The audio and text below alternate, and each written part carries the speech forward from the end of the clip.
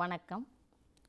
செம்மொழி தமிழாய்வு மத்திய நிறுவனத்தின் செம்மொழி பல்லூடக மையத்தின் வாயிலாக முருகனை பற்றிய இந்த தொடர் உரையில் இன்று தொல்பழங்காலத்தில் முருக வழிபாடு என்பதை பற்றி நாம் பார்க்க இருக்கின்றோம். முருகனுடைய வழிபாடு என்பது 2000 ஆண்டுகளுக்கு முற்பட்டது, 3000 ஆண்டுகளுக்கு முற்பட்டது, அல்லது 5000 ஆண்டுகள், 10,000 ஆண்டுகள், இது போன்று ஒரு கால கணிப்புகளை அந்தந்த வட்டார ஆய்வுகள், அந்தந்த அகலாய்வுகள் தெரிவிக்கலாம். ஆனால் உண்மையில் இந்த முருகு என்ற இந்த சூர் அணங்கின் வணக்கமானது, வழிபாடானது கற்கால மனிதர்களினுடைய வழிபாட்டு, அதாவது அச்சத்தின் காரணமாக அவர்கள் பயந்து அவர்கள் அந்த நிலையிலிருந்தே இது தோன்றியிருக்க வேண்டும் என்ற கருதுகோளை வரலாற்று ஆய்வறிஞர்கள் முன்வைக்கிறார்கள். அதிலும் குறிப்பாக வரலாற்றுக்கு முந்தைய காலத்தைச் சேர்ந்த அகலாய்வை செய்பவர்கள் இந்த மானுடவியல் ரீதியான வழிபாட்டு பண்பாட்டு மரபை ஏற்றுக்கொள்பவர்கள் முருகனுடைய வழிபாட்டை ஏறக்குறைய 15 லட்சம் ஆண்டுகளுக்கு முன்பாக இதனை கொண்டு செல்வதற்கு வாய்ப்பு இருப்பதாக குறிப்பிடுகிறார்கள்.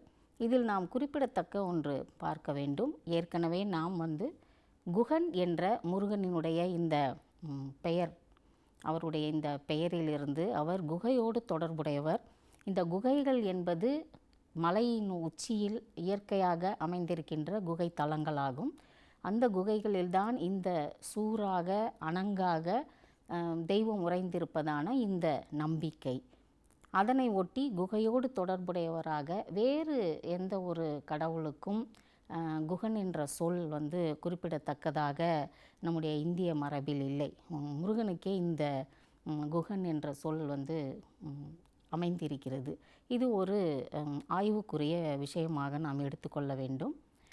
பொதுவாக நம்முடைய தமிழகத்தை பொறுத்தவரை நம்முடைய பழைய கற்காலம், அதாவது தொல்பழங்காலத்தில் 3 வகையாக கற்காலத்தை பிரிக்கின்றோம். அதில் பழைய கற்காலம், அதன் பின்பு நுண்கற்காலம், அதன் பின்பு பழைய கற்காலத்திலேயே கீழை பழங்கற்காலம், மேலை பழங்கற்காலம் என்ற நிலையில் இடைப்பழங்கற்காலம், அதன் பின்பு மேலை பழங்கற்காலம், அதன் பின்பு நுண்கற்காலம், நுண்கற்காலத்திற்கு அடுத்து புதிய கற்காலம், புதிய கற்காலத்தை தொடர்ந்து பெருங்கற்காலம் என்பதாக இந்த கற்காலம் தொடர்ச்சியாக அமைகின்றது. இந்த புதிய கற்காலத்தை தொடர்ந்து உலோகத்தினுடைய பயன்பாட்டை தொடர்ந்து உலோக காலமும் வருகின்றது. இரும்பு காலமாகவும் செம்பு காலமாகவும் இந்தியா இது உலகம் முழுவதிலும் இந்த மனித குல வளர்ச்சியில் இதுதான் செயல்முறை. அந்த வகையில் இந்திய நாட்டிலும் இது போன்ற நிலையில்தான் அகலாய்வுகளில் நமக்கு தொல்பொருள்கள் கிடைத்து வருகின்றன. அந்த வகையில் நம்முடைய தமிழகத்தை பொறுத்தவரை பண்டைய வரலாற்றை, அதாவது தொல்பழங்கால வரலாற்றை பொறுத்தவரை நமக்கு திருவள்ளூர் மாவட்டத்தின் அத்திரப்பாக்கம் மற்றும் இந்த பரிக்குளம் என்ற 2 இடங்களில் செய்யப்பட்ட அகலாய்வுகள் மிகவும் முக்கியத்துவம் வாய்ந்தவை. இதில் இந்த அத்திரப்பாக்கம் அகலாய்வு செய்த அகலாய்வு அறிஞர்கள் இங்கு கிடைக்கின்ற கற்கருவிகள் சுமார் 15 லட்சம் ஆண்டுகளுக்கு முற்பட்டது என்று அதனுடைய காலத்தை கணிக்கின்றனர். நீங்கள் இந்த கற்காலத்தை பொறுத்தவரை, அதிலும் குறிப்பாக அத்திரப்பாக்கத்தில் கிடைக்கின்ற அந்த கைக்கோடரிகள் என்று சொல்லப்படுகின்ற ஹேண்டாக்ஸ், இந்த கற்கருவிகள், இதனுடைய தோற்றத்தை நாம் பார்த்தோம் என்றால் அது இந்த முருகன் கையில் உள்ள வேல் போன்ற வடிவத்தில் அது இருக்கும். பொதுவாக நாம் இந்த வேல், அவருக்கு 2 விதமான ஆயுதங்களை கொடுக்கின்றனர். ஒன்று வஜ்ராயுதம், மற்றொன்று இந்த வேலாயுதம். வேல் என்ற ஆயுதம்தான் அவருடைய முதன்மையான ஆயுதம். முருகன் என்றாலே வேல், அந்த வேலிலிருந்து முருகனை பிரித்து பார்க்கவே இயலாது. அந்த தன்மையில் வேல் என்பதனுடைய தோற்றத்தில் அது போன்றே இந்த பழைய கற்கால கருவி அமைந்திருக்கிறது. இதை நீங்கள் பார்த்தீர்கள் என்றால் உங்களுக்கு அந்த ஒப்பீடு புரியும். ஆக இந்த கருவி வணக்கம் என்பது பொதுவாக எது நமக்கு உணவை தருகிறதோ அதனையே வழிபடுகின்ற மரபு. இது ஒரு தொல்பழங்கால மரபு. அந்த தொல்பழங்காலத்தில் மக்கள் ஒரு வழிபாட்டு மரபை நேரடியாக, இந்த வழிபாட்டு மரபு என்பது நாம் ஏதோ இன்றைக்கு இருக்கின்ற நிலையில் அல்லது ஆகமங்களை கொண்டு அல்லது புராணங்களை கொண்டு இது போன்ற பெருங்கோயில்களை கொண்டு நடத்தப்படுகின்ற வழிபாட்டு மரபு அல்ல. அது பழங்குடிகளுக்கான அவர்கள் அவர்களுடைய நம்பிக்கையில், சிந்தனையில், அச்சத்தில் தோன்றுகின்ற எண்ணங்களினுடைய வெளிப்பாடாக அந்த வழிபாடு இருந்திருக்கிறது. அந்த வகையில் இந்த அத்திரப்பாக்கத்தில் கிடைக்கின்ற இந்த கைக்கோடரிகள் அதனுடைய தோற்ற அமைப்பு வேலினுடைய உருவத்தை அப்படியே ஒத்தியிருக்கிறது என்பது நாம் அதனை பார்க்கும் பொழுது புரிந்து கொள்ளலாம். இப்போ அந்த எந்த ஒரு கருவி பழைய கற்காலத்தை பொறுத்தவரை அந்த பயன்படுத்தப்பட்ட கைக்கோடரி அந்த கற்கருவியை கொண்டுதான் மனிதன் உணவை தேடினான். அதாவது அந்த உணவு தேடும் சமூகமாக அமைந்திருந்த பொழுது இந்த கோடரியை கொண்டுதான் அவன் மரங்களில் இருக்கிற பழங்களையோ அல்லது நிலத்தில் உள்ள கிழங்குகளையோ அல்லது ஏதாவது ஒரு விலங்குகளையோ பறவைகளையோ வேட்டையாடி கொன்று அதனை அவன் புசித்து உயிர் வாழ்ந்ததாக அறியப்படுகிறது. ஆக இந்த கைக்கோடரி என்பது நமக்கு ஒரு மிகச்சிறந்த கல்லாயுதம். இந்த கல்லாயுதத்தினுடைய அதே தோற்றம் வேலுக்கு ஒத்திருக்கிறது. ஆக வேல் என்பது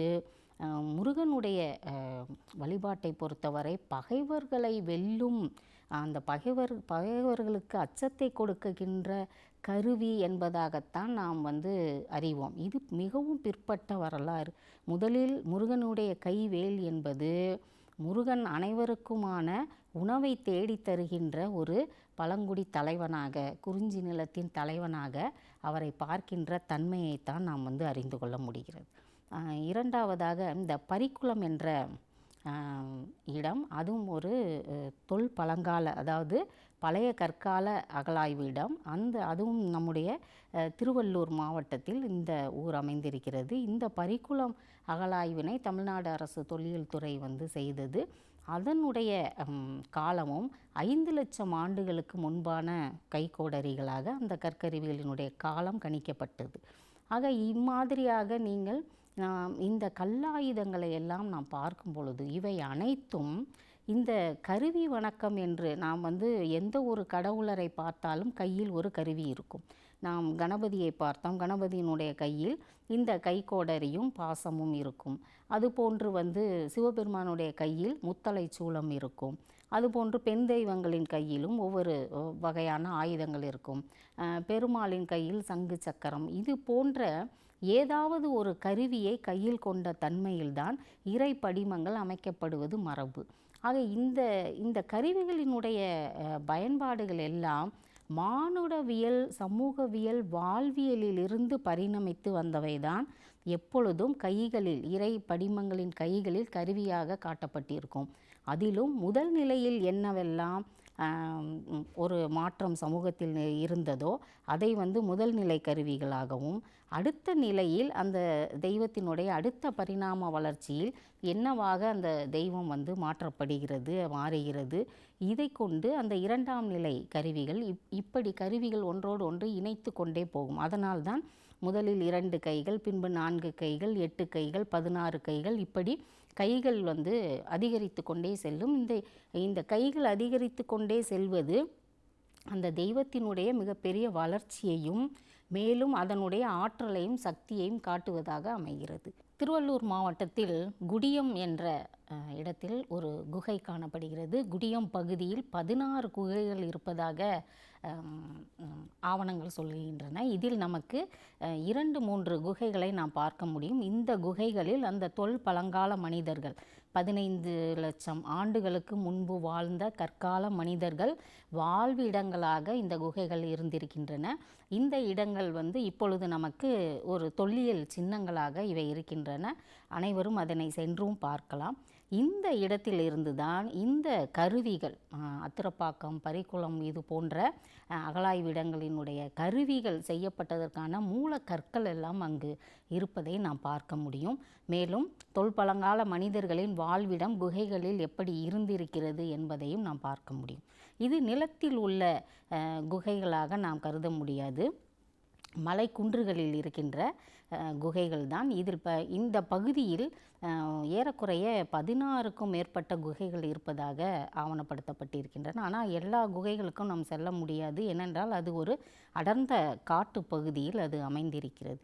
அந்த வகையில் இந்த கருவிகள் இந்த கைக்கோடரிகள் என்று சொல்லப்படுகின்ற இந்த கல்லாயுதங்கள் இது வேலினுடைய வடிவத்தை ஒத்திருப்பது. இந்த குகன் என்ற முருகனினுடைய பெயர் இந்த குகைவாழ் மனிதர்களோடு தொடர்புடையது. அவர்களுடைய அந்த வணக்கம் ஆனது, அந்த சூர், அந்த அணங்கு, அந்த ஒரு இயற்கையினுடைய உச்சத்தன்மை என்பதை அவர்கள் இந்த முருகு வடிவமாக பார்த்திருக்கலாம். அந்த காலத்தில் அல்ல, அந்த காலத்தில் அவர்கள் இந்த கருவியை ஒரு முக்கியமானதாக, ஏனென்றால் அதுதான் உணவு தருகிறது என்பதால் அந்த கருவியை அவர்கள் கட்டாயம் அதை ஒரு பெருமையோடும் ஒரு மகிழ்வோடும் மற்றும் அதனோடு ஒரு தொடர்புடையவர்களாகவும் தங்களை ஈடுபடுத்தி கொண்டிருக்க வேண்டும். அதனுடைய தொடர்ச்சியான காலகட்டத்தில் நாகரிகம் முகிழ்த்த பிறகு இந்த கருவியினுடைய வணக்கம் வேல் வணக்கமாக தொடர்ந்திருக்கிறது என்பதாக நாம் அறிந்து கொள்ளலாம். அதன் பின்பு இந்த புதிய கற்காலம் என்ற காலத்தில் இந்த புதிய கற்கால கருவிகளினுடைய தோற்றங்களை எல்லாம் பார்த்தோம் என்றால் வேலினுடைய நல்ல வளவளப்பான கல்லால் அது செய்யப்பட்டிருக்கிறது. அந்த கருவிகள் எல்லாம் மரத்தினுடைய அடியில் வைத்து இந்த குவியல் குவியலாக இந்த புதிய கற்கால கைக்கோடரிகளை வைத்து வழிபடுகின்ற மரபு இன்றும் நமக்கு தருமபுரி, கிருஷ்ணகிரி பகுதிகளில் இந்த வழிபாடுகள் தொடர்ச்சியாக நடைபெற்று வருகிறது. இந்த கருவிகளை எல்லாம் பார்க்கும் பொழுது இது அப்படியே வேலினுடைய வடிவத்திற்கு ஒத்ததாக இருக்கிறது. இந்த கருவிகளை நாம் பார்த்தோமானால் நாம் படங்களை பார்க்கலாம். அது மிகவும் ஒரு அதாவது இது வணக்கத்திற்கு உரியதாக, வழிபாட்டிற்கே உரியதாக அது அந்த செதுக்கப்பட்டிருக்கிறது என்ற தன்மையில் அந்த கருவிகள் காட்டப்பட்டிருக்கின்றன. ஏனென்றால் அந்த கருவிகள் முழுவதும் வளவளப்பாக இருக்கிறது. நம்முடைய பழைய கற்கால கருவிகள் அப்படி இல்லை. ஆனால் புதிய கற்காலத்தில் அந்த பழைய கற்கால கருவி போன்று செய்யப்பட்ட கைக்கோடரிகள் வளவளப்பான தன்மையில் இருக்கின்றது. ஆதலால் ஒரு சில அறிஞர்கள் குறிப்பிடுவது என்னவென்றால், இந்த புதிய கற்கால கைக்கோடரி எனப்படும் இந்த கல்லாயுதம் ஒருவேளை மனிதனுடைய சிந்தனையில் இந்த கருவி வணக்கத்திற்காகவே செய்திருக்க வேண்டுமோ என்ற நிலையில் ஒரு கூற்றை முன்வைக்கிறார்கள். அது ஒரு கருதுகோளாகவும் ஏற்றுக்கொள்ளப்படுகிறது. அந்த நிலையில் நமக்கு இந்த வேலூர், திருவண்ணாமலை, தருமபுரி, கிருஷ்ணகிரி பகுதிகளில் இன்று வரை இந்த கருவிகள், இந்த கைக்கோடரிகள், புதிய கற்கால கைக்கோடரிகள் வழிபாட்டில் இருக்கின்றன என்பது ஒரு குறிப்பிடத்தக்க ஒன்று. அதன் பின்பு நாம் பார்த்தோம் என்றால் இந்த புதிய கற்கால கைக்கோடரி செம்பியன்கண்டியூர் என்ற ஊரில் கிடைத்த ஒரு கைக்கோடரி. அது ஒரு முக்கியத்துவம் வாய்ந்தது. அந்த கைக்கோடரியில் முருகு என்று சிந்துவெளி எழுத்தில் இருப்பதாக சிந்துவெளி எழுத்தை ஆய்வு செய்த, தமிழ் பிராமி எழுத்தை ஆய்வு செய்த ஐராவதம் மகாதேவன் அவர்கள் குறிப்பிடுகின்றனர். அந்த கைக்கோடரியில் முருகு என்று குறியீட்டு எழுத்தில் இருப்பது வாசிக்கப்பட்டுள்ளது. இதனை செம்மொழி மத்திய தமிழாய்வு நிறுவனமும் இதனை வெளியிட்டுள்ளது. ஆக இந்த கைக்கோடரியில் இறைவனுடைய பெயர், அதாவது முருகு என்று அந்த தெய்வத்தினுடைய பெயரை எழுதுவது என்ன நிலையை காட்டுகிறது என்றால், அதுதான் அதாவது அந்த கைக்கோடரி தான் வேல், அந்த வேல் தான் முருகு என்ற நிலையில் முருகுக்கு நிகரான கருவி என்பதாக அது காட்டப்பட்டு இருப்பது ஒரு குறிப்பிடத்தக்க ஒன்று. அதன் பின்பு இந்த புதிய கற்காலத்தை தொடர்ந்து நாம் பார்ப்பது இரும்பு காலம். இந்த இரும்பு காலம் என்பது உலோக காலம். நமக்கு தென்னிந்தியாவை பொறுத்தவரை அது இரும்பு காலமாக வருகிறது. வட இந்தியாவில் அது செம்பு காலமாக இருக்கிறது. இந்த காலத்தில் உலோகத்தை எப்படி பயன்படுத்துவது வாழ்வியலுக்கு என்றதை மக்கள் அப்பொழுதுதான் அறிந்து கொண்டனர். அந்த நிலையில் இரும்பினுடைய பயன்பாடு தென்னிந்தியாவில் தொடர்கிறது. அது வட இந்தியாவில் செம்பு தாமிரம் உலோகத்தை பயன்படுத்துகின்ற தன்மையை காட்டுகிறது. இதில் நமக்கு அகழாய்வுகளில் மிக அதிகமான இரும்பு கைக்கோடரிகள் கிடைக்கின்றன. இரும்பு கத்திகள், இரும்பாலான வாள், இது போன்று இரும்பில் செய்யப்பட்ட கருவிகள் வந்து அதிகமாக அகழாய்வுகள் கிடைக்கின்றன. மயிலாடுதுறையில் கிடைத்த இரும்பினுடைய காலம் வந்து நமக்கு 4500 ஆண்டுகளுக்கு முற்பட்டதாகவும், சிவகலையில் கிடைத்த அந்த இரும்பினுடைய காலம் 5500 ஆண்டுகளுக்கு முற்பட்டதாகவும் அறிவியல் பூர்வமாக அதனுடைய காலத்தை கணித்திருக்கிறார்கள். ஆக இந்த இரும்பு என்பதனுடைய பயன்பாடு எந்த அளவிற்கு நம்முடைய இந்த முருக வழிபாட்டோடு தொடர்புடையது என்பதை நாம் பார்க்க வேண்டும். அதாவது பொதுவாக இந்த நம்முடைய தமிழ் சமூகத்தில் ஈன்று புறந்தருதல் என் தலை கடனே என்று தாய்க்கு ஒரு கடனை சொல்கிறது. தாய் சொல்கிறார், ஈன்று புறந்தருதல் என் தலை கடனே, என்னுடைய முதல் கடமை என்னவென்றால் ஒரு குழந்தையை, ஒரு மகவை பெற்றெடுத்து இந்த உலகத்திற்கு அளித்தல். சான்றோனாக்குதல் தந்தைக்கு கடனே, தந்தைக்கு ஒரு கடமை சொல்லப்பட்டிருக்கிறது, அது அந்த மகவை வந்து அவன் சான்றோனாக்க வேண்டும் என்று. அப்போ ஈன்று புறந்தருதல் எந்தலை கடனே, சான்றோனாக்குதல் தந்தைக்கு கடனே, வேல்வடித்து கொடுத்தல் கொல்லருக்கு கடனே என்கிறது. அதாவது சமூகத்தில் தாய்க்கும் தந்தைக்கும் கடமை வைத்து விட்ட பின்பு அடுத்து கொல்லருக்கு செல்கிறது. அந்த அளவுக்கு ஒரு வீரயுகமான நிலையில் ஒரு வீரயுக சமுதாயமாக வாழ்ந்த ஒரு சமூகமாக நம்முடைய சமூகம் இருந்திருக்கிறது. இந்த வேல் வடித்து கொடுத்தல் என்பதற்கான இந்த உலோகம், இந்த இரும்பினுடைய பயன்பாடு எந்த அளவிற்கு இந்த வேல் என்பதுதான் புற வாழ்க்கை, அதாவது புறம் என்ற வீரத்திற்கான ஒட்டுமொத்த ஒரு வடிவமாக வேல் என்ற கருவி காட்டப்பட்டிருக்கிறது. இது சமூகத்தினுடைய ஒரு கடமையாகவே காட்டப்படுவது தான் தமிழ் சமூகத்தினுடைய சிறப்பு. அது சங்க இலக்கியம் அதை பதிவு செய்து காட்டுவதும் ஒரு தனிச்சிறப்பு. அந்த வகையில்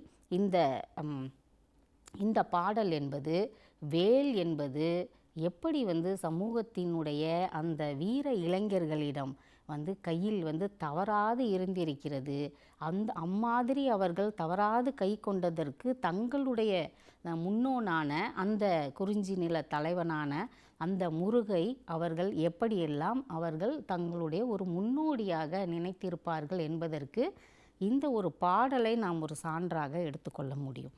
அதன் பின்பு இந்த உணவு தேடும் சமூகம், பொதுவாக உணவு தேடும் சமூகம், அதன் பின்பு உணவு உற்பத்தி செய்யும் சமூகம், இதுதான் உலகம் முழுவதும் பழங்காலத்திலிருந்து இன்று வரை இந்த இரண்டு நிலைதான். அதில் இந்த உணவு தேடும் சமூகத்தில் இந்த கருவியினுடைய பயன்பாடு என்பது மிகவும் முக்கியமானதாக இருந்திருக்கிறது. உணவு உற்பத்தி செய்வதற்கும் கருவிதான் முதல் காரணம். உணவு உற்பத்தி, அதாவது மனிதன் வந்து தானே உணவை உற்பத்தி செய்ய முடியும் என்று நினைத்தது வேளாண்மையும் மற்றும் இந்த கால்நடை வளர்ப்பு என்ற இந்த இரண்டு நிலைகளில். ஆக இந்த இரண்டு நிலைகளிலும் தொடக்க காலத்தில் அது வந்து ஒரு சாதாரணமான வேளாண்மையாக இருந்தது. இந்த உலோகத்தின் பயன்பாட்டினால் கருவிகள் செய்யப்பட்ட பின்பு உபரி உற்பத்தியை கொடுக்கக்கூடிய ஒரு செழித்த வேளாண்மையாக அது வந்து வளர்ந்தது. அதே போன்றுதான் இந்த கால்நடை வளர்ப்பு சமூகத்திலும் பொதுவாக உலோகத்தினுடைய பயன்பாடு. ஏனென்றால் கனிமங்களை கால்நடை மேய்ப்பர்கள் தான் கண்டறிந்துள்ளனர். அதனால்தான் கால்நடை சமூகத்திலிருந்து தான் அரசு உருவாக்கமே தோன்றியது. ஏனென்றால் கனிமங்கள் தான் வந்து பொருளாதாரத்தினுடைய உச்ச நிலைக்கு ஒரு சமூகத்தை கொண்டு சென்றது. ஒவ்வொரு நாட்டிலும் கிடைக்கின்ற கனிமங்களை வைத்து தான் அந்த நாட்டின் பொருளாதார நிலையும் அந்த நாட்டின் நிர்வாக நிதி நிலையும் இன்று வரை இதுதான் வந்து நிர்வாக அமைப்பு. அந்த வகையில் எந்த ஒரு சமூகத்தில் எந்த ஒரு பகுதியில் கால்நடை மேய்ப்பு சமூகத்தில் மிக அதிகமான கனிமங்கள் கண்டறியப்பட்டனவோ அங்கு அந்த கால்நடை மேய்ப்பினுடைய அந்த தலைவன் வந்து சமூகத்தினுடைய தலைவனாகிறான். அவனே அரசு உருவாக்கத்திற்கு ஒரு முன்னோடியாக ஆகிறான். அதனால்தான் முல்லை திணையில்தான் அரசு உருவாக்கம் நிகழ்ந்தது என்று தொல்லியலாளர்கள் கூறி வருகின்றனர். ஏனென்றால் முன்பு நாம் பார்த்தது முந்தைய ஆய்வுகளில் இருந்து 1950க்கு முன்பெல்லாம் வந்து மருதத்திணையிலிருந்து தான் அரசு உருவாக்கம் தோன்றியது என்று குறிப்பிட்டார்கள். ஆனால் முல்லைத்திணையிலிருந்து தான் அரசு உருவாக்கம் தோன்றியது என்பது இன்றைய அகழாய்வுகள் அனைத்தும் நிரூபித்து வருகின்றது.